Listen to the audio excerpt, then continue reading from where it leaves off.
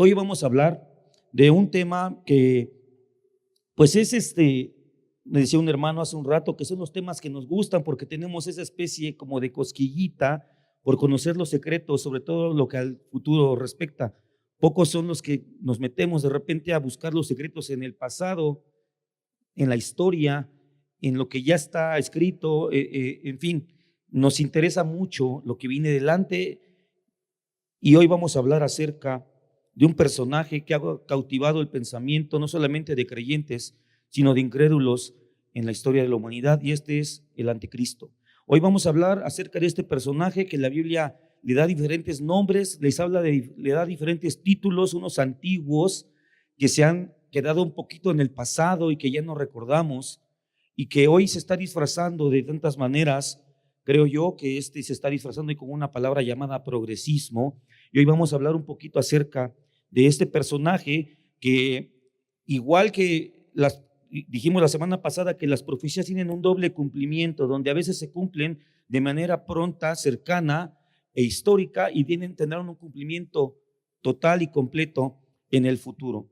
Para esto quiero, hermanos, que hablamos por favor la Biblia en el profeta Daniel, capítulo 11, y vamos a darle lectura a varios versículos, 9 versículos, antes de comenzar a explicarlos. Este será hoy nuestro texto base, aunque iremos tocando algunos temas, algunos textos de apoyo y algunos de referencia, para que con ayuda del Señor podamos obtener la instrucción del Señor. Dice la palabra del Señor, Daniel capítulo 11, versículo 36.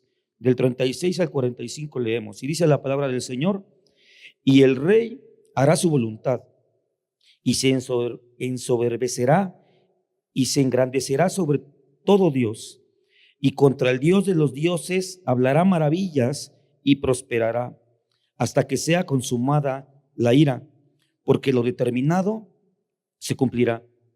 Del Dios de sus padres no hará caso, ni del amor de las mujeres, ni respetará a Dios alguno, porque sobre todo se engrandecerá. Mas honrará en su lugar al Dios de las fortalezas, Dios que sus padres no conocieron. Honrará con oro y plata, con piedras preciosas y con cosas de gran precio. Con un Dios ajeno se hará de las fortalezas más inexpugnables, y colmará de honores a los que le reconozcan, y por precio repartirá la tierra. Pero al cabo del tiempo, el rey del sur contenderá con él, y el rey del norte se levantará contra él como una tempestad, con carros y gente de a caballo, y muchas naves, y entrará por las tierras, e inundará y pasará. Entrará a la tierra gloriosa, y muchas provincias caerán, mas éstas escaparán de su mano: Edom y Moab, y la mayoría de los hijos de Amón. Extenderá su mano contra las tierras, y no escapará el país de Egipto. Y se apoderará de los tesoros de oro y plata, y de todas las cosas preciosas de Egipto, y los de Libia y de Etiopía le seguirán. Pero noticias del oriente y del norte lo atemorizarán, y saldrá con gran ira para destruir y matar a muchos, y plantará las tiendas de su palacio entre los mares y el monte glorioso y santo, mas llegará a su fin y no tendrá quien le ayude. La semana pasada, a la luz de Mateo 24 y con ayuda del auxiliar del libro de los Macabeos, nos dimos cuenta cómo estas profecías acerca de un tiempo en el que vendrá una gran catástrofe sobre Israel, y habría de llegar un hombre que habría de destruir y hacer una terrible afrenta y una abominación terrible a la iglesia del Señor, tuvo un cumplimiento parcial en el rey Antíoco Epífanes. Esto mismo se encuentra en los primeros versículos que acabamos de leer, del versículo 31 al 35. Bueno, no los leímos ahorita, pero en Daniel, en los versículos 31 al 35, se viene dando una sucesión de hechos que podemos ver y comparar con los hechos históricos sucedidos en el año 168 a.C. por Antíoco Epífanes. Sin embargo, a partir del versículo 36 de Daniel, comenzamos a notar que este personaje deja de ser el centro, y se empieza a ver un rey que ha de cometer ciertas acciones pero que no se está refiriendo a Antíoco Epífanes.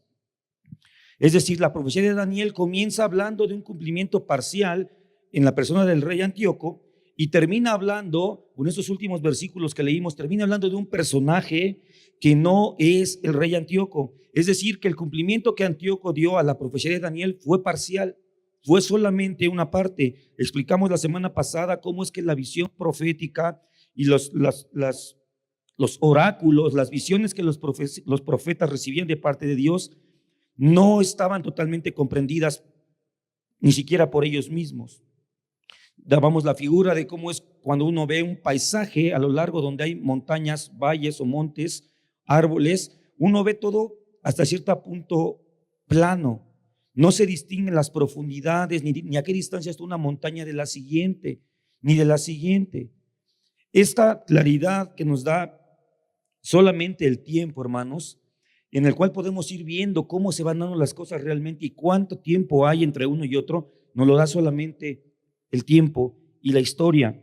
¿Cómo nosotros sabemos que este rey que acabamos de leer no es Antíoco Epífanes?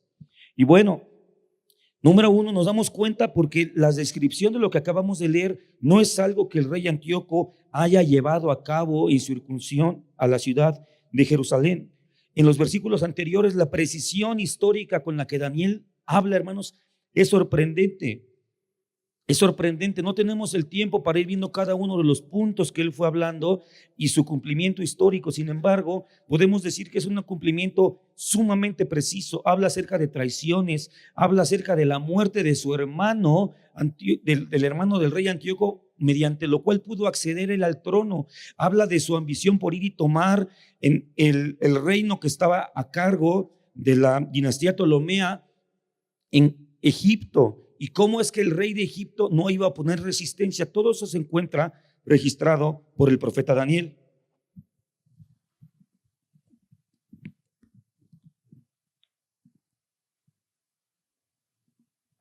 Una disculpa, mis hermanos. Todo eso se encuentra registrado. Sin embargo, a partir del versículo 36 comienza a verse que lo que está diciendo Daniel no se cumplió en la vida del rey Antíoco. Se habla acerca de que hubieron otras campañas militares. En el versículo 40 leímos eso, que hubo campañas militares contra el rey del norte, contra el rey del sur y el rey de Egipto. Sin embargo, en la vida de Antíoco, hermanos, él después de haber destruido Jerusalén en el 168, regresó a Siria, a donde le llegaron noticias acerca de que había habido una revuelta, una guerra judía en contra de los sirios, conocida como la guerra de los macabeos. Y es por eso que se escribe ese libro, registrando toda esa historia, donde las familiares de un sacerdote llamado Matatías se levantan en contra del régimen impuesto por los griegos, por los sirios en ese momento, y logran liberarse de esa opresión. Antíoco, aunque se llenó de gran ira, no tuvo tiempo de regresar a reconquistar Jerusalén, pues murió 2 años después.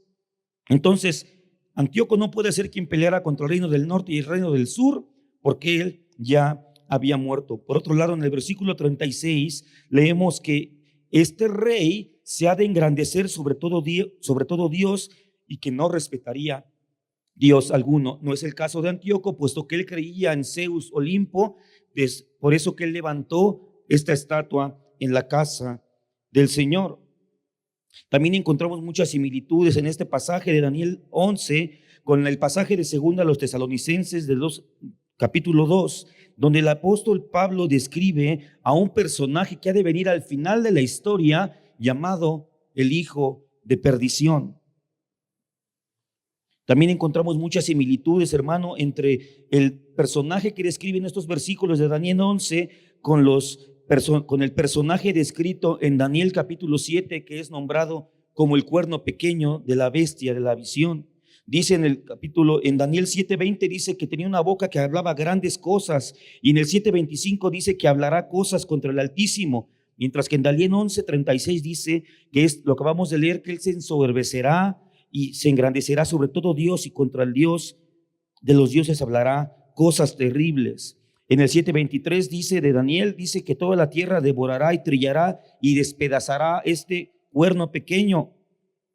Y en Daniel 11:36 dice que este es un hombre que hará toda su voluntad y que hará el uso de la fuerza para imponerse. En fin, vemos cómo Daniel capítulo 7, en la visión de aquel cuerno pequeño, da ciertas características que encontramos en Daniel capítulo 11 a partir del versículo 36 y que no son compatibles con la vida del rey Antíoco de Siria. Por otro lado, en el capítulo 12 del libro de Daniel, hermanos, encontramos en los siguientes versículos, el 1 y 2 del capítulo 12 de Daniel dice: en aquel tiempo se levantará Miguel, hablando del gran príncipe de los ángeles, dice, el gran príncipe que está de parte de los hijos de tu pueblo, y será tiempo de angustia, cual nunca fue desde que hubo gente hasta entonces. Pero en aquel tiempo será liberado su pueblo, todos los que se hallen escritos en el libro, y muchos de los que duermen en el polvo de la tierra serán despertados, unos para vida eterna y otros para vergüenza y confusión perpetua. Aquí vemos claro cómo ya a partir del del capítulo 11, versículo 36 de Daniel, él ya está viendo el final de los tiempos. En el capítulo 12 es clarísimo, está hablando de la resurrección de los que han muerto en Cristo, de lo que el apóstol Pablo habla a la iglesia en las cartas a los tesalonicenses. De los que estemos en Cristo seremos transformados, y los que murieron en Cristo serán los primeros en resucitar. Entonces, tanto el profeta Daniel en el versículo 11, a partir del versículo 36, como Pablo están diciendo que esta resurrección es el tiempo final, cosa que no se cumplió con Antíoco. No hubo resurrección cuando invadió Antíoco Jerusalén. Entonces nos habla de una intervención de un rey que aún no ha sucedido. Por otro lado, en Daniel 9:26 se nos describe una destrucción de Jerusalén, pero que habría ser después de la muerte del Mesías. Y recuerda que Antíoco invadió 168 años antes de la encarnación de nuestro Señor Jesucristo. Entonces, podemos ver que el profeta Daniel está hablando de dos sucesos en la misma línea de tiempo, lo está teniendo en la misma visión profética de parte de Dios, pero uno que sucedió en un momento histórico antes de Cristo y otro cumplimiento completo que ha de suceder en nuestro futuro. Y quiero decirte que es un futuro no muy lejano. En 2 los Tesalonicenses capítulo 2, versículo 1, dice 1 y 2, vamos a leer del 1 al 3. Dice: pero con respecto a la venida de nuestro Señor Jesucristo y nuestra reunión con Él, os rogamos, hermanos, que no os dejéis mover fácilmente de vuestro modo de pensar, ni os conturbéis, ni por espíritu, ni por palabra, ni por carta como si fuera nuestra, en el sentido de que el día del Señor está cerca. Nadie os engañe en ninguna manera, porque no vendrá, sino que antes venga la apostasía y se manifieste el hombre de pecado, el hijo de perdición. El apóstol Pablo aquí hace una definición y habla de manera muy semejante a la que Mateo 24 nos habla acerca del suceso llamado la abominación desoladora. Esta abominación desoladora, en este versículo vemos que Pablo se refiere a ella como la apostasía. Y esto lo vimos la semana pasada al ver cómo los judíos empezaron a renegar del pacto que Dios había tenido con su padre Abraham. Vimos cómo incluso históricamente ellos comenzaron a implantarse prepucios postizos para disimular y que no los vieran y no los identificaran como judíos mientras estaban desnudos en los gimnasios griegos. Renegaron del pacto. Esa es la apostasía que ha de manifestarse y que sentará las bases y le pondrá un trono sobre el cual se ha de sentar este hombre que el apóstol Pablo nombra como el hombre de pecado, el hijo de perdición. Es importante, hermanos, saber que la historia nos ayuda a interpretar a la luz del transcurrir de los años los acontecimientos proféticos. Es solamente a través del tiempo que nosotros podemos darnos cuenta cuando una profecía fue verdadera o fue falsa. Así es como se identifica a un falso profeta. De hecho, Daniel mismo, hermanos, para su periodo histórico, dice en Daniel 12, capítulo 8, hablando de la visión que él vio, dice: yo oí, mas no entendí. El mismo profeta Daniel, al recibir la voz del Señor sobre lo que había de suceder, dice él claramente que no lo entendió. Y nosotros leímos en Mateo 24, capítulo 15, cuando el Señor habla esta es la abominación que habló el profeta Daniel, y venía un paréntesis que dice, el que lee, entienda. Nos deja ver que para el momento en que Jesús está hablando con sus discípulos en el Monte de los Olivos, ya había una mayor comprensión histórica de lo que había profetizado Daniel, porque Daniel no sabía de quién hablaba. Daniel lo profetizó cerca de 400 años antes de que se diera el tiempo de Antíoco. Pero ahora nosotros en Mateo 24 ya pasaron casi 170 años de que había sucedido. Entonces había mayor entendimiento, hermanos. Quiero decirte, hermanos, que no podremos ni pretendemos con esta exposición breve y no muy exhaustiva exposición de describir y desmenuzar todo lo que ha de suceder en el futuro. No quiero que tengas tú la idea de que yo hoy te voy a decir quién es el anticristo, ni de qué color va a tener los ojos, ni de qué nacionalidad va a ser. El pastor Sugel Michelén, hablando de la profecía, dice lo siguiente, y lo quiero citar para dejarte claro el propósito de hoy. Él dice, el Señor no nos dio la profecía para satisfacer la curiosidad natural que los hombres tienen por el futuro. Las profecías bíblicas no fueron dadas para satisfacer ese tipo de curiosidad. El propósito de las profecías bíblicas es proveernos una perspectiva divina de la historia, tal como habrá de desarrollarse en el futuro, para que podamos vivir en una forma adecuada nuestro presente. Toma en cuenta que tanto el libro de Apocalipsis como las cartas de los tesalonicenses, hermanos, como Mateo 24, que es conocido como el Apocalipsis de Mateo, fueron dadas en el contexto de dudas e incertidumbre del pueblo o de los discípulos de Dios. Es decir, que lo que Dios reveló del futuro no fue para satisfacer su curiosidad, sino para darles esperanza, para darles fuerza, para darles ánimo para vivir su presente. Puedes abrir tu palabra, la Biblia, por favor, en Apocalipsis capítulo 13. Y vamos a entrar ahora sí, después de esta breve introducción, al tema del anticristo. Apocalipsis 13, capítulos del 1 al 2 dice lo siguiente, versículos, del 1 al 2 dice lo siguiente. El apóstol Juan dice, me paré sobre la arena del mar y vi subir del mar una bestia que tenía 7 cabezas y 10 cuernos, y en sus cuernos 10 diademas, y sobre sus cabezas un nombre blasfemo.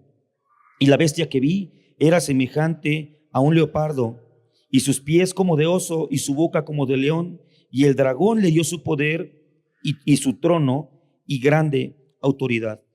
Hermanos, es un consenso que este pasaje se está refiriendo acerca de un personaje que es identificado por el apóstol Juan como la bestia que surge del mar.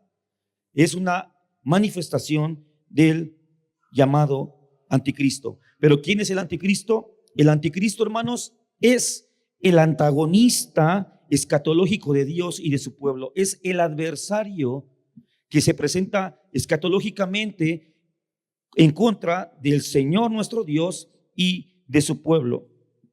Un ser que recibe el poder de Satanás y funciona como un enemigo de Jesucristo y de la iglesia. Más allá de saber los detalles minuciosos de quién, cómo es y todos los detalles que a veces creo que se abusa un poco en la búsqueda de esos detalles y perdemos de vista el centro, hermanos, de lo que tenemos que ver nosotros como iglesia, como vimos la semana pasada respecto a la abominación desoladora.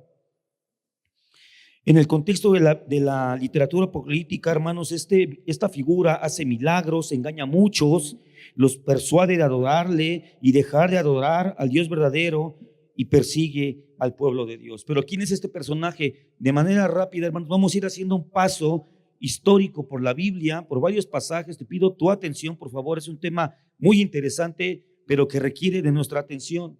No es un tema, aunque tiene una aplicación 100% práctica y devocional en nuestra vida, no es un tema devocional nada más, es un estudio que debemos hoy llevar con seriedad y con atención. ¿Cuáles son sus nombres? ¿Cómo es que conocemos a este personaje?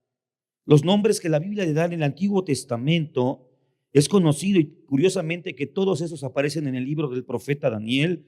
Es conocido como el cuerno pequeño, es como el príncipe que ha de venir, el desolador, el rey del norte y el rey altivo de rostro.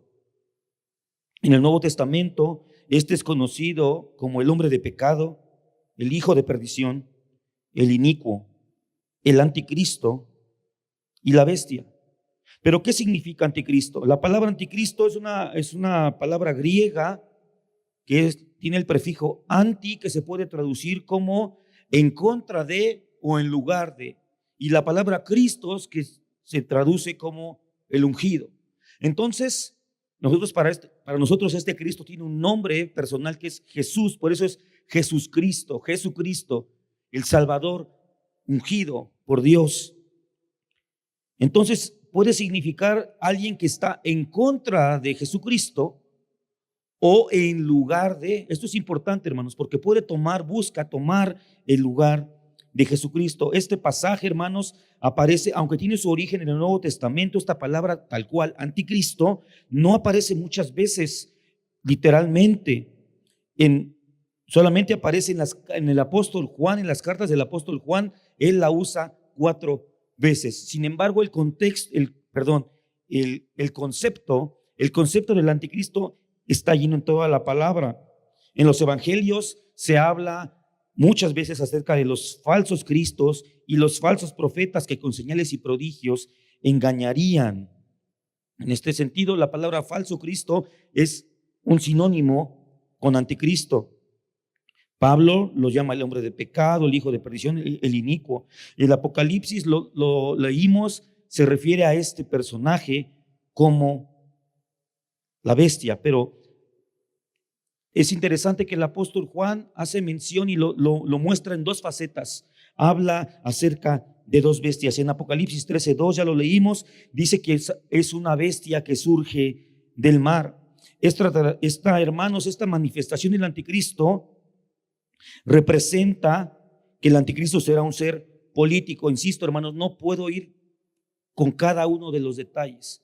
Voy a ir avanzando porque quiero llegar a un punto central, no solamente llenar nuestra cabeza de información, sino quiero llegar a un punto para aplicarlo en nuestra vida. La bestia del mar nos habla acerca de un anticristo político, usa 10 coronas y recibe poder y un trono y autoridad. Esa es la faceta política de este personaje que se ha de manifestar y que el apóstol Juan lo nombra, que sale del medio del mar. Y es interesante ver que para los judíos, en su pensamiento judío, el mar era sinónimo de problemas y adversidades.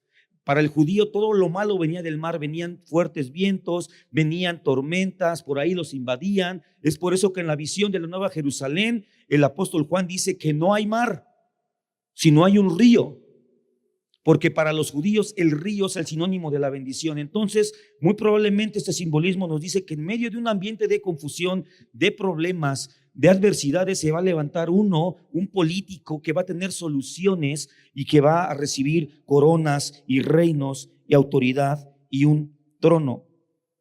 En los versículos 13 y 14 del capítulo 13 de Apocalipsis se muestra una segunda bestia que es llamada una bestia que surge de la tierra. Esto es, hermanos, la manifestación del aspecto religioso del anticristo. Ejerce autoridad como la primera bestia, pero hace señales y engaña a personas para recibir de ellos adoración.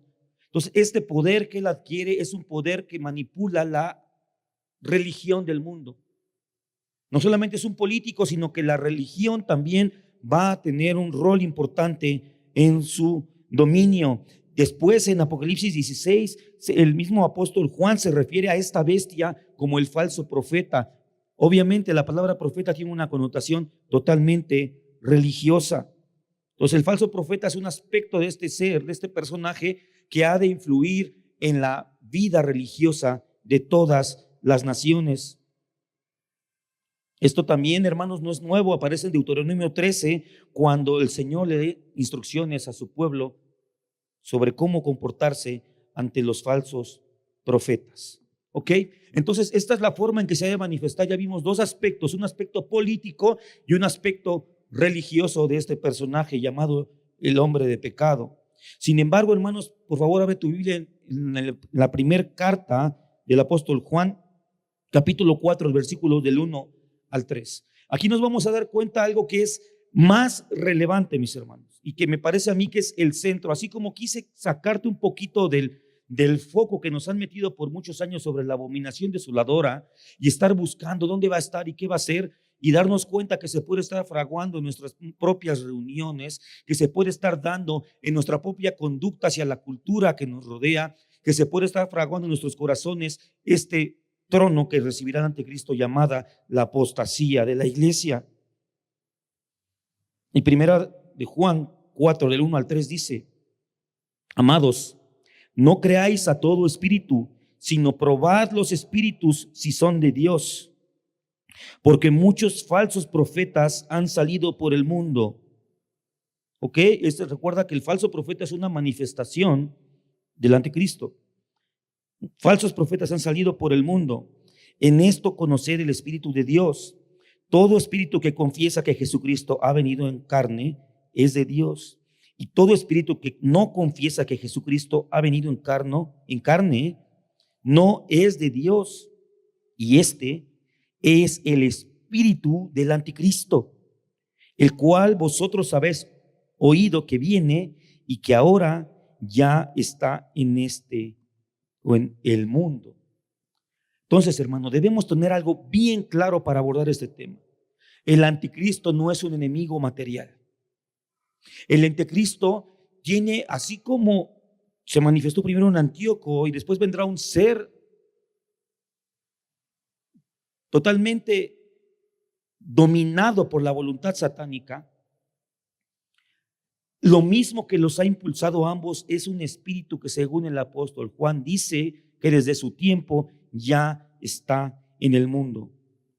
Efesios 6:12 nos dice claro, hermanos, nuestra lucha no es contra carne ni sangre. Debemos tener esto bien centrado, hermanos, porque es un riesgo, es un peligro que nosotros tratemos de ponerle nombre, apellido y rostro al enemigo. Porque si nosotros hacemos eso, nos vamos a concentrar en solamente ver un punto del mapa general.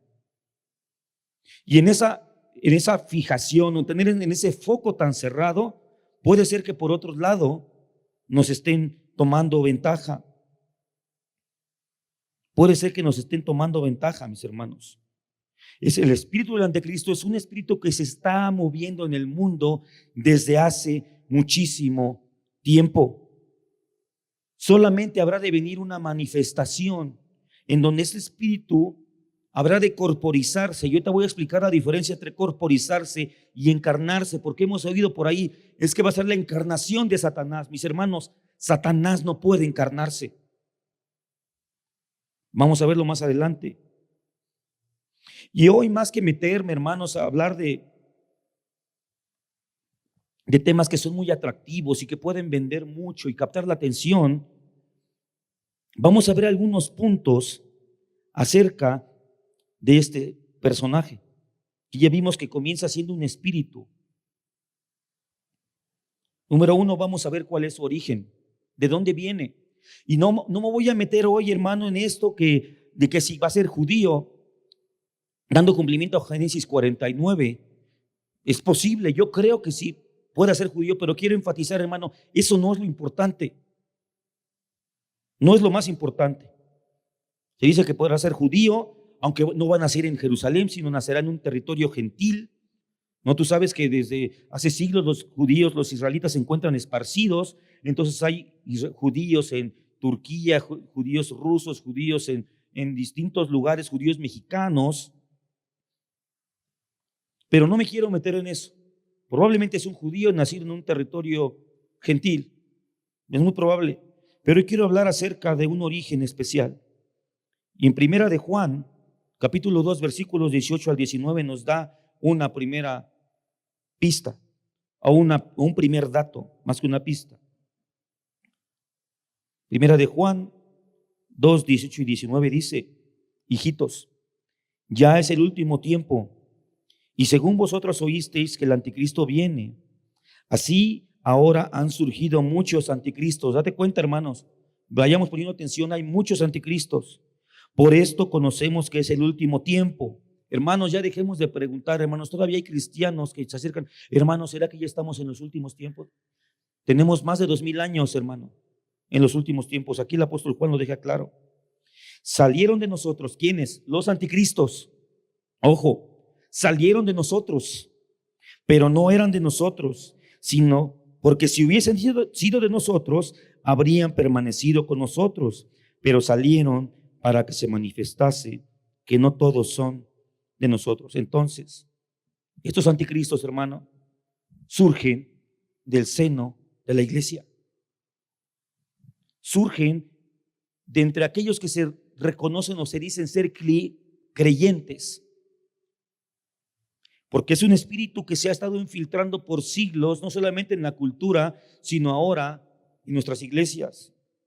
¿Cómo entiendes tú que ahora hay unas posturas teológicas como la alta crítica radical, en los cuales dicen que incluso que Jesús no era totalmente Dios, o que la Biblia no es totalmente inspirada por Dios, buscando anular la divinidad de nuestro Señor Jesucristo? Incluso hay nuevas Biblias, traducciones modernas, donde textos claves, donde se le atribuye el título de Señor a Jesucristo, de plumazo borran esa pequeña palabra Señor, y algunos lo leemos y decimos, bueno, aquí dice y Jesucristo, pero allí estaba la palabra Señor, que es de vital importancia, porque ese es el título máximo que le fue dado al Señor según Filipenses capítulo 4, el Curios, el Dios, el Señor, el máximo nivel de autoridad es esta palabra, el Señor. Y en segunda los Tesalonicenses 2:7 nos damos cuenta que no solamente surge de en medio, no estoy diciendo que este personaje sin duda no es la iglesia verdadera, pero sí está dentro de lo que se dice ser iglesia, se encuentra allí merodeando. Segunda los Tesalonicenses 2:7 dice, porque ya está en acción, y nota cómo dice aquí, esto es increíble, hermanos, el misterio de la iniquidad. Solo que hay quien al presente lo detiene hasta que él a su vez sea quitado de en medio. ¿Cuál es el misterio de la iniquidad, hermano? ¿Cuál es? ¿Qué es lo que está haciendo acción? Esto sin duda, hermano, nos lleva a pensar directamente en primera a Timoteo capítulo 3:16, cuando el apóstol Pablo escribe lo siguiente: e indiscutiblemente grande es el misterio de la piedad. Y nos dice cuál es el misterio de la piedad. Dios fue manifestado en carne, justificado en el Espíritu, visto de los ángeles, predicado a los gentiles, creído en el mundo, recibido arriba en gloria. Es decir, que la manifestación del misterio de la piedad, como le llama Pablo, es la vida y obra de nuestro Señor Jesucristo. Es Dios encarnado en la tierra, tomando un papel protagónico y central dentro de la historia de la redención humana. El misterio de la piedad es que Dios se encarnó y vino a nosotros y fue predicado por los gentiles, visto por los hombres, justificado en el Espíritu, creído en el mundo y recibido arriba mediante su gloriosa ascensión, por la cual fue entronado hasta este nombre que es sobre todo nombre, que toda rodilla dice que Jesucristo es el Señor, el Curios, el más alto, el más grande, la autoridad suprema. ¿Cuál es el misterio de la iniquidad? La manifestación del opuesto, la manifestación del inicuo. Esta manifestación, hermanos, que está, dice aquí en Tesalonicenses, que solo que haya el presente, ¿quién lo detiene? No se ha manifestado este personaje en su cumplimiento total, porque hay quien lo detiene. ¿Quién es este? Nuestro Señor. Y vamos a ver adelante por qué. Es por obra de Satanás que este ser inicuo, el hombre de pecado, ha de levantarse, pero no se encuentra autónomo ni toma decisiones unilaterales y él decide en qué momento. No es así. Es nuestro Señor el que tiene el control de todo. Cristo, Jesucristo es el misterio de la piedad. Él es la encarnación divina. Él es Dios hecho hombre. Él es Dios, el que dice el Evangelio de Juan, y vimos su gloria, gloria como del unigénito del Padre, lleno de gracia y de verdad. Ese es nuestro Señor, una encarnación divina. Por otro lado, el anticristo es una posesión demoníaca. Él no puede tomar un cuerpo, crearlo en el vientre, no tiene ese poder. Él no es Dios. Él es un ángel caído, una criatura más, como tú y como yo, de otra jerarquía, sí, más poderoso, sí, más sabio, sí, mucho más longevo, sí, pero una creación.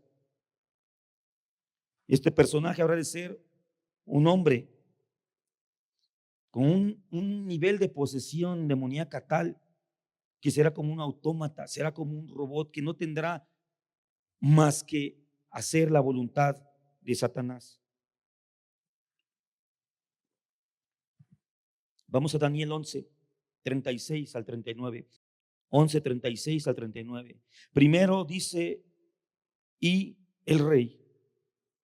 El rey. Es muy importante, hermanos, ver este artículo, él, porque en hebreo, hermanos, este artículo que es conocido como el artículo definido no está presente en todos los textos. Este artículo definido se ocupa para hacer un énfasis especial en la persona que se ha de mencionar. Esto nos deja ver que este rey será un rey que tendrá un poder pleno y se hará sentir en toda la tierra, siendo él un gobernante universal. Es el rey, no es un rey cualquiera. Nos deja ver que este personaje tendrá un reino que se hará sentir en toda la tierra, como ya dijimos, y tendrá un dominio universal sobre la tierra. En Apocalipsis 13:2 dice que Satanás le dará su poder y su trono y le dará grande autoridad. Será un rey universal sobre la tierra. Apocalipsis 13:7 dice, y se le permitió hacer guerra contra los santos y vencerlos. También se le dio autoridad sobre toda tribu, pueblo, lengua y nación. Será un rey que regirá todos los gobiernos mundiales.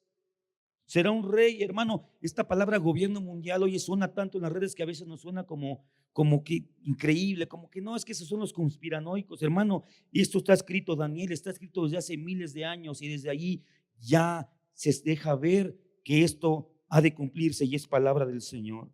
En fin, este rey será un gran líder con mucho poder. Amén. ¿Cuál será el poder de este rey? ¿Cuál será su poder? Será un gran líder político, será un líder religioso, será un líder religioso, hermanos. ¿Y cómo es posible que pueda ser un líder religioso si dijimos que este habría de ser un personaje ateo? Hace unos meses salió una noticia en este medio digital llamado Protestante Digital, que es un medio de noticias cristiano, que dice de la siguiente manera, para que podamos ver cómo esto ya se está fraguando, mis hermanos.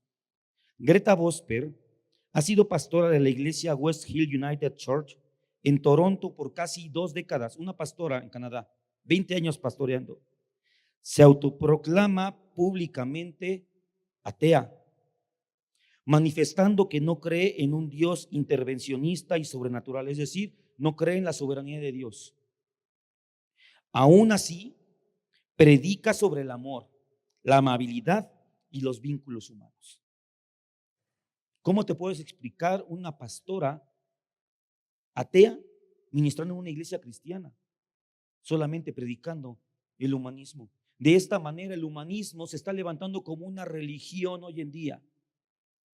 Se están planteando religiones donde no es necesario un Dios, sino solamente estar de acuerdo los unos con los otros y hacer el bien al prójimo, aunque no haya ninguna norma moral que pueda determinar qué es el bien al prójimo. Porque ese es un problema con el ateísmo. ¿Cuál es la línea? ¿Cuál es la vara? ¿Dónde se distingue lo que es bueno y lo que es malo? Pues el hombre ya está buscando su religión sin Dios. Será un gran líder militar y un gran líder comercial, y todas las naciones del mundo se postrarán y le adorarán. Después, en el mismo versículo 26 vamos a ver 7 rasgos de su carácter, 7 rasgos de su personalidad. ¿Cómo será este personaje?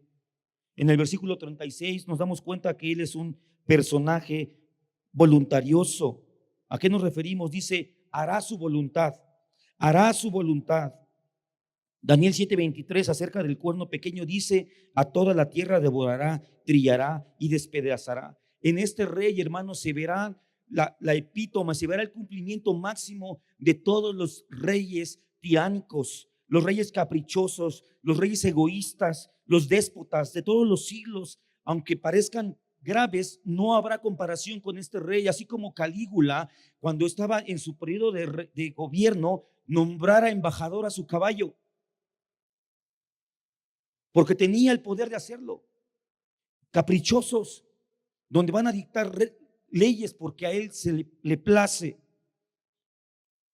Después ahí mismo en el versículo 26 dice, y se ensoberbecerá, es decir, él será un soberbio, se llenará tanto de sí mismo y se creerá tanto su papel que llegará a considerarse a sí mismo como un Dios. En él se cumplirá de manera máxima aquel apetito satánico que Satanás tratara de sembrar en el corazón del hombre y que lo lograra. Y seréis como dioses. Esa fue la tentación de Adán y Eva. No fue probar el deleite del fruto, porque frutos tenían. Fue el ser como Dios. Este hombre manifestará este apetito insaciable de manera exacerbada en la tierra y será un hombre soberbio, lleno de poder satánico para tratar de demostrar que él es él. Ni siquiera Antíoco Epífanes pudo llegar a ese nivel. Él puso una estatua de otro Dios. Este hombre va a ser una estatua de sí mismo y las naciones le van a adorar como un Dios. Allí mismo en el versículo 36 de Daniel 11 dice que será un blasfemo. Dice, contra el Dios de los dioses hablará maravillas. Y quiero ahí aclarar, hermanos, porque alguien puede decir que hablar maravillas es hablar bien de alguien. Y no ese es el sentido del pasaje. Lo que está diciendo es que son cosas, dirá cosas tan grotescas, hermano, que incluso los impíos se van a maravillar, se van a sorprender del poder blasfemo de la boca de este hombre. Leímos en Apocalipsis que este cuerno tenía un nombre blasfemo sobre de sí. Será el ser que más haya blasfemado el nombre del Señor, que hasta los ateos se van a sorprender de cómo es posible que este hombre hable con tanta arrogancia y con tanta soberbia. Y como dice el libro de Romanos, que hablan contra autoridades que ni siquiera entienden. Va a blasfemar el nombre del Señor de maneras tan escandalizantes, hermanos, tan sorprendentes.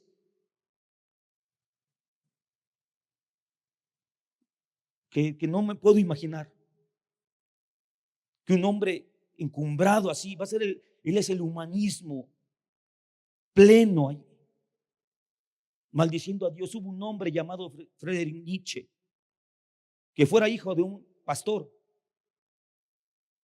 y que se volviera un gran detractor del evangelio y que dijera a Cristo, que se volvió loco y que su madre fue la última que lo estuvo cuidando. Y dice que estando en su cama, en su lecho de muerte, ya sin poder hablar, perdido en sus alucinaciones y en sus vacíos, aquel que se atrevió a declarar que Dios estaba muerto, no tuvo ni siquiera últimas palabras. Dice la historia que solamente se levantó con su rostro desencajado y levantó el puño al cielo y hizo ¡ah! Se acostó y murió. Eso va a quedar corto.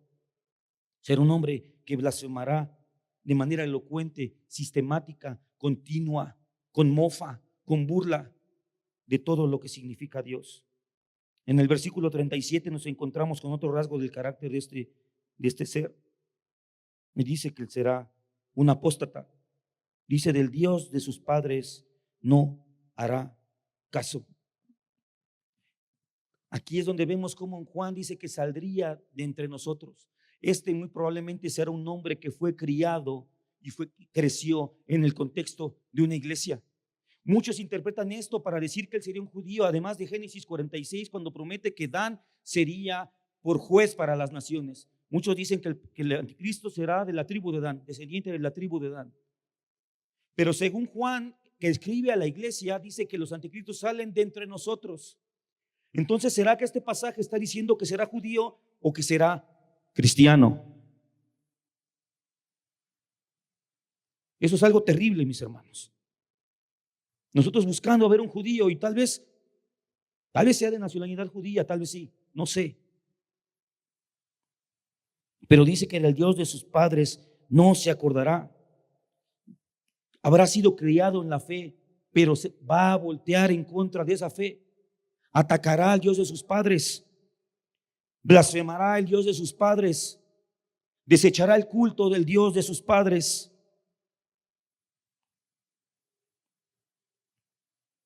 Según a los Tesalonicenses 2:3, lo vuelvo a leer. Nadie os engañe en ninguna manera, porque no vendrá sin que antes venga la apostasía y se manifieste el hombre de pecado, el hijo de perdición.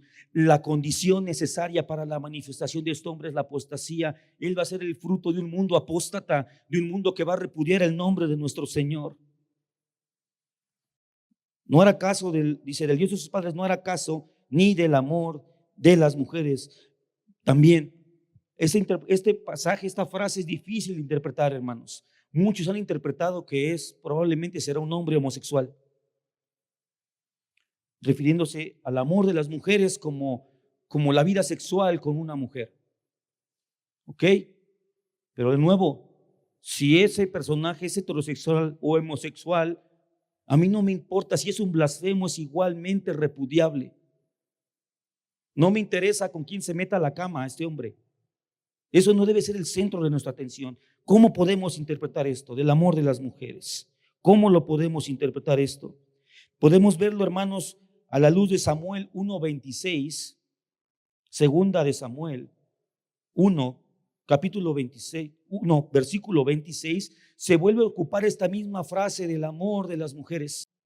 Este es un pasaje, hermanos, que también tienden a desvirtuar tratando de decir que había una relación homosexual entre David y Jonatán. Dice: angustia tengo por ti, hermano mío, Jonatán, que me fuiste muy dulce. Más maravilloso me fue tu amor que el amor de las mujeres. ¿Pero a qué se refiere este pasaje? Se refiere que David recibió con mucho más frecuencia, con mucho más constancia, con mucha más dulzura aquellas virtudes que por naturaleza están incrustadas en el corazón de la mujer, tales como la compasión, tales como la comprensión, como la protección, la ternura, la bondad, el autosacrificio, mis hermanos. Esto está incrustado en el corazón de toda madre. Sabemos y vemos que es más común que los hombres abandonen a sus hijos que las mujeres. Las mujeres tienen un instinto de autodespojo, de autosacrificio por amor. Por eso en los campos de batalla de las guerras de todos los tiempos, lo que más encontramos son mujeres, enfermeras y médicos. Los hombres son los que van al frente y quieren combatir y destruir y avanzar y pelear. Pero eso que está en el corazón de la mujer, la virtud que Dios ha puesto en el corazón de la mujer es la compasión, la misericordia. Y eso es a lo que se refiere. Lo que quiere decir esto respecto al anticristo es que será un hombre que va a despreciar todos estos rasgos del carácter, de la bondad, de la compasión, de la misericordia, de la ternura, del amor por los semejantes. Será un hombre en extremo cruel, que no le va a importar destruir hombres, mujeres, niños, bebés, enfermos. No va a tener compasión por ningún tipo de vida. No se va a tentar el corazón para destruir a tus hijos o a mis hijos si le fuera posible, o ancianos. No se va a tentar el corazón. Qué relevante sería saber que fuera homosexual. Sin embargo, yo creo que esta es la interpretación correcta de que es un hombre cruel. ¿No vemos esa crueldad hoy en día? Que hoy es mejor ser un perro para tener derecho a la vida en este país y en algunos otros. Como lo fuera un prototipo del anticristo, aquel Herodes, el que mandó matar a todos los bebés de Belén para tratar de conservar su poder y su reino. ¿Sabías tú que en ese periodo de la historia había un dicho acerca de este rey Herodes que decían: es mejor ser un cerdo que hijo de Herodes? Porque pese a que este hombre no era de nacionalidad judía de nacimiento, sino que era idumeo de Edom, Él adoptó el judaísmo y como buen judío no mataba cerdos, no comía cerdos. Pero ya siendo un hombre casi de 80 años, hermano, mató a sus hijos para que no le quitaran el trono. ¿Qué clase de enfermo? Pues que pensaba que iba a vivir para siempre este hombre. Pero era tanto su apetito de poder y su crueldad que no solamente masacró a todos los menores de 2 años de un pueblo completo del pueblo judío, sino que a sus propios hijos mató para mantener el poder. Ese será el carácter cruel, sin afecto y sin devoción. ¿No dice la palabra que al final de los tiempos, el amor natural se va a enfriar? Él será el epítome, la máxima, y será un hombre adorado. Hoy leía un tuit de una mujer que decía: ya no es un hijo, tu hijo no es un hijo, no es un ser humano, mátalo. Esta crueldad ya está entre nosotros, hermano. Solo falta que se consolide en un personaje que la va a llegar hasta las más altas esferas. En el versículo 38 nos encontramos que este no solamente será cruel, sino que será violento. Dice 38: mas honrará en su lugar al Dios de las fortalezas, Dios que sus padres no conocieron. Lo honrará con oro y plata, con piedras preciosas y con cosas de gran precio. Bueno, hermano, no que iba a ser un ateo. Aquí cuando habla de las fortalezas, hermano, está hablando acerca de que la guerra y el poder serán su Dios y su religión. La guerra y el poder será su Dios y su religión, y lo honrará con oro y plata. Va a invertir cantidades exorbitantes de dinero con el afán de tener un gobierno militar impuesto con armamentos superiores, con el fin de mantener su poder. Gastará todos sus tesoros para ser más poderoso y financiar guerras. ¿Alguna vez te has preguntado quién financiará la guerra del Armagedón? Que dice que todas las naciones del mundo se van a unir a hacer guerra contra el Señor Jesucristo, descendiendo con todos sus ángeles sobre un caballo. ¿Te has preguntado quién va a pagar todo eso? Este personaje. Él será el dueño de todas las arcas. Él será el dueño del Banco Mundial, del Fondo Monetario Internacional. Él tendrá presupuesto ilimitado y todo lo dedicará a la guerra, a la destrucción de sus semejantes. Será un hombre en extremo violento. Atacará a todo poder que no sea suyo. Atacará a toda guarnición, a toda fortaleza que no sea de sus hordas. Serán destruidas ante el aplastante poder militar de este inicuo. Por último, en el versículo 39 nos encontramos que será un hombre, que será un político extremadamente habilidoso, pero que como buen político pagano hará gala de sus artimañas para contratar. Y será un hombre que, dice el 39, colmará de honores a los que le reconozcan y por precio repartirá la tierra. Será un hombre en extremo corrupto. Venderá todo por favores. Venderá la tierra a cambio de dinero, a cambio de lealtad, a cambio de adoración. Se ganará a muchos dando favores y ganancias. Y entonces aquellos que se vendan a este gran postor, que se vendan a este hombre que tendrá todo el poder, todo el dinero, todas las armas, el monopolio de la violencia en su mano, estos entonces serán los pocos que podrán vivir en paz y seguridad.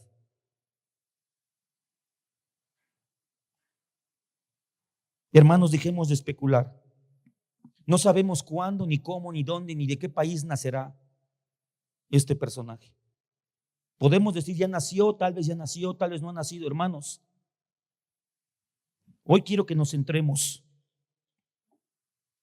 Hoy quiero que nos centremos en este carácter que, como ya leímos, es un espíritu que se está moviendo en el mundo desde hace siglos. Y este espíritu lo que está haciendo es tratar, así como el Espíritu Santísimo de nuestro Dios, al estar con nosotros y en nosotros, su propósito es santificarnos, y es esto, hacernos como Él es. El Espíritu Santo de Dios tiene por propósito llevarnos a la estatura, regresarnos a la imagen del que es el verdadero Hijo de Dios. Así también este espíritu del anticristo tendrá por labor y tiene por labor y por objetivo transformar al hombre. Aquel hombre que yo quisiera decir solamente a los que no van a una iglesia cristiana, pero lamentablemente tengo que decirte que no es así. A todo el hombre o toda mujer que se descuide en la búsqueda de la santificación a través del Espíritu Santo es víctima vulnerable para la satanización del espíritu del anticristo. Porque así como el Espíritu Santo del Señor nos quiere llevar a la santidad, el espíritu del anticristo nos quiere comunicar el carácter de aquel que ha sido y será el anticristo, y será hasta que el Señor le dé un alto. Podemos hablar un poco acerca de la representación simbólica que leímos en Apocalipsis 13. Dice que tenía 7 cabezas.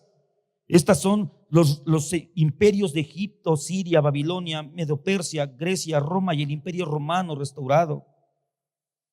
Tenía 10 cuernos y en sus cuernos 10 diademas. Esto habla acerca del gran poder político. Todos los reyes que estarán trabajando con él. Sobre sus cabezas tenía un nombre blasfemo. Ya vimos que él será un blasfemo que hablará grandes maravillas, dice la Reina Valera, pero son cosas sorprendentes. Será increíble cómo alguien puede hablar con tanta blasfemia, hermanos. Cada vez esto es más común.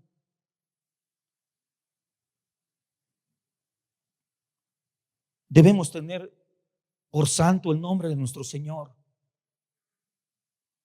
Debemos tenerlo por santo, con reverencia. Dice que será semejante a un leopardo, y en Daniel 7:6 el leopardo simboliza Grecia. Esto nos habla acerca de que él será muy hábil y muy ligero en la guerra, así como Grecia expandió su reino de una manera rapidísima. Será muy rápido, cuando se den cuenta ya tendrá el poder de todo. Tendrá pies como de oso. Esto es comparado con el imperio medo-persa que aplastó naciones enteras. Con esas patas de oso dice que pisoteará a las naciones. Este cuerpo pequeño las despedazará y las aniquilará. Con boca como de león. Esto nos habla acerca del imperio babilónico. Será arrogante en sus discursos, temido en sus mandatos. Todas sus legislaciones, hermanos, serán terribles. Temerán ante que se vaya a pronunciar una nueva ley de parte de este hombre. Agitará las masas con una demagogia, con un discurso diabólico. Recordamos al hermano Otto, decía: tengan cuidado con los picos de oro. Para los que quieren predicadores muy elocuentes, y a veces despreciamos a los que tal vez no lo son. No quieras pico de oro. Busca palabra de Dios. Busca palabra, doctrina pura, evangelio de Jesucristo. ¿Para qué queremos picos de oro? Vendrá uno que se levantará así. Pero ¿cuáles serán sus obras? Ya vimos en Daniel 11 del 36 que él será un personaje voluntarioso, que impondrá su voluntad por sobre todas, que será soberbio, que se sentirá como Dios. Antíoco Epífanes se hacía llamar a sí mismo Antíoco Epifanes, que significa el Dios revelado, la revelación de Dios. Este hombre dirá que es la encarnación, que él es Dios. Será un blasfemo, será un gran apóstata que renunciará a toda la religión. Será un hombre cruel y violento, corrupto, extorsionador, manipulador de naciones. Pero ¿cuáles serán sus obras? Dice Daniel 9:27 que entrará en pacto. Primero hará un pacto con la nación judía. Entrará en pacto con esta nación y después violará este pacto. Muy probablemente esto sea un pacto de desarme. Va a haber paz, y cuando logre desarmar al ejército que le pueda hacer frente, después le traicionará. Dice la palabra en Apocalipsis 13:3 que será víctima de un atentado político, será herido de muerte, pero dice que milagrosamente se levantará por el poder de Satanás. Hermano, quiero que notes algo. Leímos que ya se encuentra manifestándose el misterio de la iniquidad, recuerda eso, pero que hasta ahorita hay alguien que lo detiene. En este momento, cuando Satanás comienza a hacer todas esas obras, no será porque Satanás sea Dios, sino porque nuestro Dios, el único Dios, le dará autoridad y le dará permiso para hacer esas cosas. Así como lo hizo en la vida de Job, le dijo: llegarás hasta aquí, y solamente hasta que el Señor quitó su mano que lo retenía, Satanás pudo hacer mayores obras. Perseguirá a todos aquellos que se identifiquen con otra ideología que no sea la suya. Hoy estamos ya en un tiempo de la persecución ideológica. Hoy tú ya no tienes la misma libertad de opinar y pensar libremente o pensar diferente. Hoy tienes que estar de acuerdo a la mayoría. Hoy tienes que pensar como ellos, o te estigmatizan de distintas maneras. Él será el que será responsable de la muerte de los dos testigos en Apocalipsis 11:7. No vamos a especular ahorita, no es el tema hablar quiénes son estos dos testigos, pero él será el que les matará. Profanará el templo judío de una manera que Antíoco Epífanes será como un niño Boy Scout. Él profanará de una manera tal a la iglesia del Señor. Ya vimos la semana pasada que no estemos esperando el levantamiento de un templo donde está ahora la mezquita de Omán. El Señor Jesucristo dijo: claro, que yo destruiré este templo y lo levantaré en 3 días. Ese sería el tercer templo. El tercer templo, él ya se levantó en cuerpo, pero dejó un cuerpo místico que somos nosotros. Puede ser que haya un templo físico allá, sí, pero nosotros debemos cuidar el tercer templo que somos la iglesia. Eso es lo que debemos cuidar, y este hombre vendrá a profanar de manera tal y tan aberrante a la santa iglesia del Señor. Porque hoy cada vez hay iglesias que no ocupan estos adjetivos correctamente: la santa iglesia, la santa Biblia. Porque ahora ya nos da temor o nos da vergüenza usar esas palabras. La iglesia debe ser preservada santa para su Señor, como Él es santo. Distinta, apartada, pura por el poder de su Espíritu Santo. Y por último, dirigirá una campaña contra el Señor cuando Él mismo retorne en su revelación. Este será el gran capitán que encabezará las hordas de ejércitos en el día del Armagedón. Aquellos que de manera tan insolente y tan ridícula se atreverán a levantar sus misiles balísticos y nucleares en contra del Dios Todopoderoso, del que detiene el poder del sol con su propio pensamiento, de aquel que dice el profeta que solo voltear a ver la tierra, dice que las cordilleras se derritieron como cera. Tanta arrogancia, tanta soberbia, tanta blasfemia contra el Señor, tanta crueldad, tanta falta de misericordia, tanta violencia. Eso es el espíritu del anticristo que ha estado desde el principio.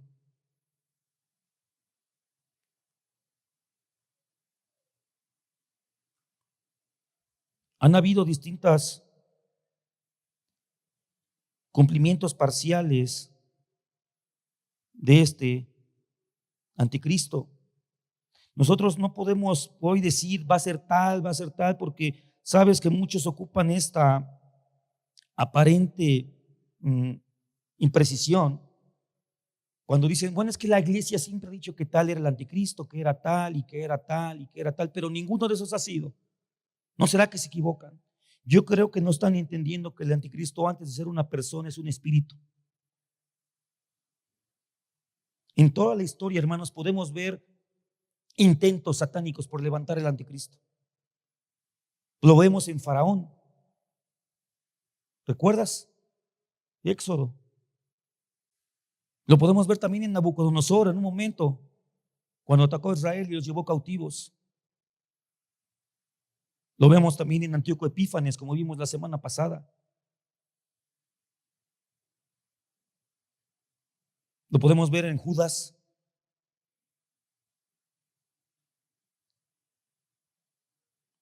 Lo podemos ver en todos los emperadores que han perseguido a la iglesia, los emperadores romanos.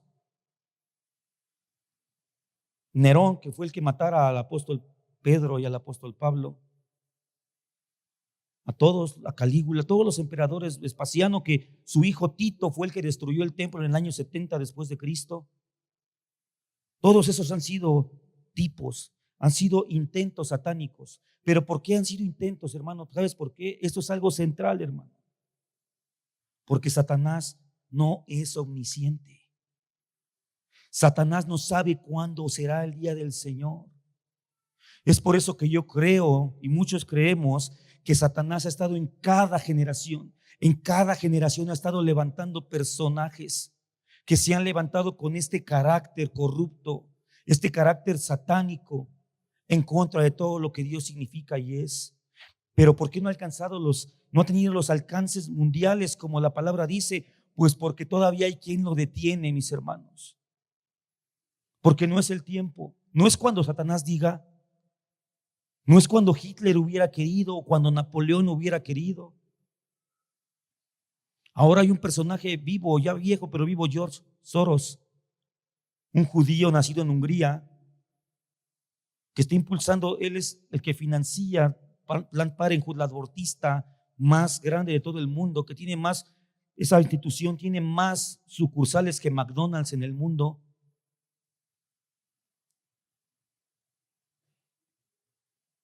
Pero no es cuando ellos digan.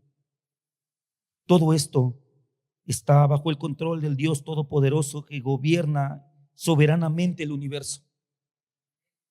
Y en eso nosotros debemos encontrar nuestro descanso y nuestra confianza, mis hermanos. Pero ahora vamos a ver cuál será el final. En el versículo 36 dice: el rey hará su voluntad, este rey inicuo y perverso, y se ensoberbecerá y se engrandecerá sobre todo Dios, y contra el Dios de los dioses hablará maravillas y prosperará, hasta que sea consumada la ira, porque lo determinado se cumplirá. Hermanos, este proceso, este régimen absolutista, este régimen dictatorial y tiránico tendrá su fin, porque ya está establecido desde el principio. Este soberano parcial del mundo nunca ha sido, ni será, ni podrá ser jamás el soberano del universo, que es el que nos guarda a nosotros, su iglesia. El apóstol Pablo en 2 Tesalonicenses 2, versículo 8, él habla claro acerca del día final del anticristo y dice que cuando venga el Señor, dice, y entonces se manifestará aquel inicuo a quien el Señor matará con el espíritu de su boca y destruirá con el resplandor de su venida. Este rey, por muy poderoso que sea, por muy versado que parezca, por muy arrogante, por mucha labia que tenga, no es nada comparado contra el fulgor de la gloria de Cristo nuestro Señor. Esto se debe de entender en un sentido figurado, mis hermanos, porque nosotros sabemos que el final del anticristo, así como de todos los que se vendan con él, todos los que a la gran ramera vivieron del vino de su concupiscencia, todos los que se entregaron a los placeres de ese sistema que este hombre va a encabezar y que va a presidir, serán arrojados a un lugar llamado el Gehenna, es decir, el infierno, el lago de fuego, donde serán atormentados de manera eterna. No será exterminado así como se extermina un insecto. Y no, mis hermanos, porque el que peca contra el eterno se atiene a un castigo eterno. Porque el que atenta y peca de manera frontal contra el Todopoderoso recibirá un castigo en extremo, poderoso y destructivo.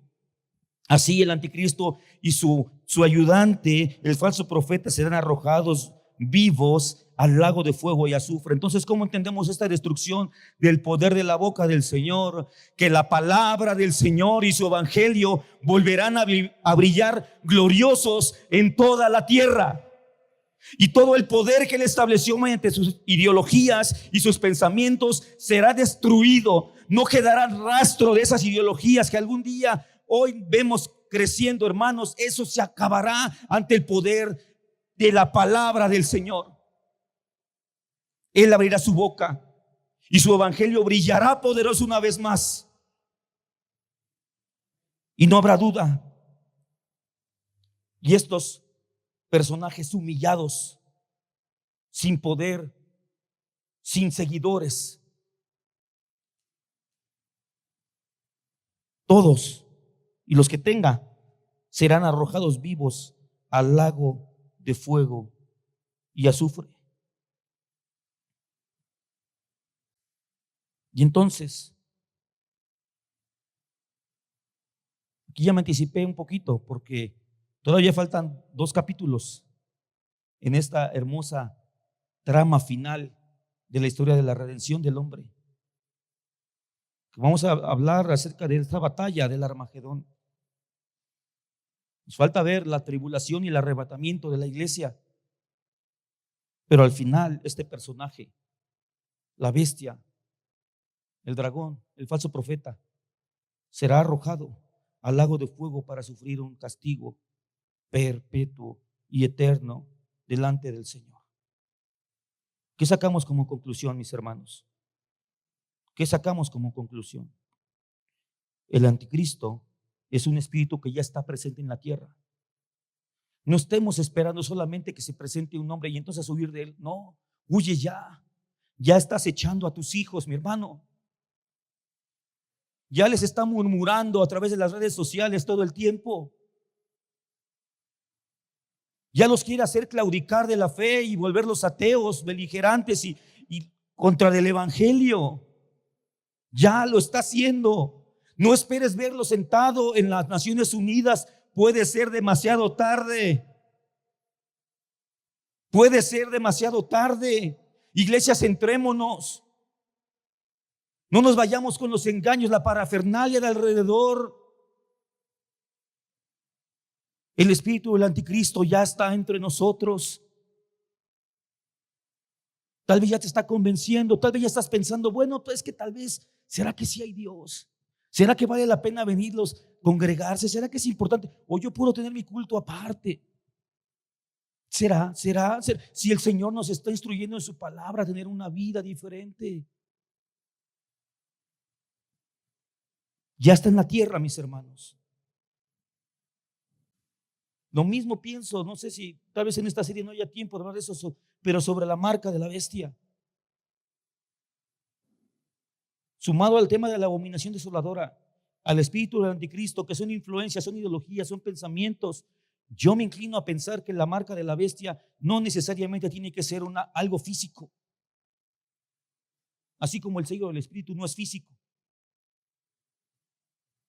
Porque, hermano, ¿será que algún hijo de Dios predestinado para salvación, un cristiano piadoso, si le ponen algo físico, eso puede echar para atrás la predestinación? ¿Será que eso puede cambiar el decreto eterno de nuestro Señor? En absoluto. Dice la palabra que este sello estará en la mano y en la frente. Probablemente figura de los pensamientos, tu ideología y tus acciones que están comunicados. Pero estamos esperando un chip o un tatuaje o una marca de herraje o un código QR o no sé, y cada cierto tiempo la iglesia va cambiando. ¿Será que es realmente algo físico, hermanos? Examinemos cómo estamos pensando. Examinemos si estamos teniendo la mente de Cristo, si estamos viendo el mundo a través de la lupa del evangelio, a través de los anteojos de la fe. ¿Estás interpretando el mundo como lo haría Jesús? ¿Estás interpretando las enseñanzas de tus hijos en la escuela como lo haría Jesús? ¿Estás sabiendo identificar a la doctrina del enemigo en los programas de televisión que ven tus hijos? ¿O estás aceptando todo? Porque es nuestra cultura. Esta manifestación del inicuo tendrá su asiento en el seno de la iglesia, de donde se manifestará el mundo. La abominación desoladora es esta estatua viviente. Ya no va a ser la estatua de Zeus como fue con Antíoco, sino la estatua de un hombre viviente en el templo de nuestro Señor. Vivir bajo el anticristo, hermano, bajo este régimen del anticristo, será experimentar la tiranía de Satanás. El Señor a este sí le dará el régimen mundial, a este sí le abrirá el lazo. No lo hizo con muchos, pero a este personaje el Señor sí le dará autoridad sobre la tierra. Pero nosotros tenemos una esperanza, mis hermanos. Nosotros estamos confiando en aquel que viene triunfante, en aquel que viene lleno de gloria y de poder, en aquel que tiene en su boca el poder para destruir todo el imperio que haya construido con tanta violencia y con tanta crueldad. No será nada comparado ante las maravillas que salen de la boca de nuestro Señor. Entonces, hermano, el anticristo será judío, será homosexual, tendrá ojos de color, será ario, será moreno, habrá un papa negro. Nosotros pongamos los ojos en Jesús, mis hermanos. Pongamos los ojos en Jesús, en su palabra, en su evangelio. No dejes de congregarte, no dejes de leer la palabra, no dejes de orar. Aléjate, hermano, si estás luchando con un pecado que la sociedad está aceptando, hermano, ese no es nuestro parámetro. No es nuestro parámetro incluso lo que la iglesia acepte. Debemos permanecer firmes en el Señor y que Dios nos ayude. Que Dios nos ayude. Amén. Parece estos temas escatológicos, sobre todo hablar del Apocalipsis y de estos pasajes, Daniel, Mateo 24, hermanos, aunque no lo creas o nos cueste, es